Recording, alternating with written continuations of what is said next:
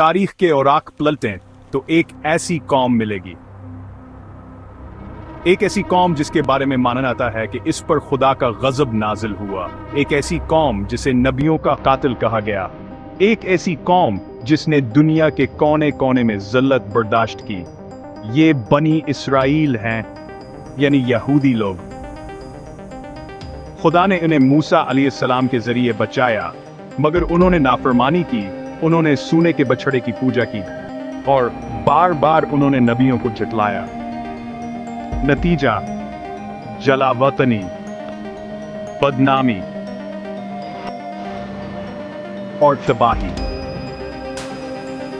बाबलियों ने इन्हें कुचल दिया, रूमियों ने उनके हैकल को राख कर दिया। वो दुनिया भर में बिखर गए, कोई वतन नहीं, कोई क़ियादत नहीं। लेकिन वक्त के साथ इन्होंने सीखा निज़ामों पर काबू पाना, मईशतों पर असर डालना। मीडिया पर हावी होना, ये उनके हथियार बन गए।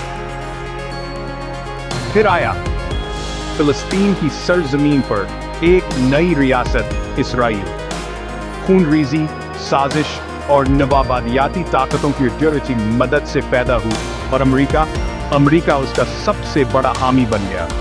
लेकिन क्या अमेरिका वाकई इसराइल से मोहब्बत करता है, या क्या कोई ऐसी ताकत है जो अमेरिका को इसराइल की हिमायत पर मजबूर कर रही है? ये हैं नाम नहाद तारीख ताकतें, वो जो दुनिया के मुआशी निज़ाम, तालीम और मीडिया पर अपना असर रखते हैं।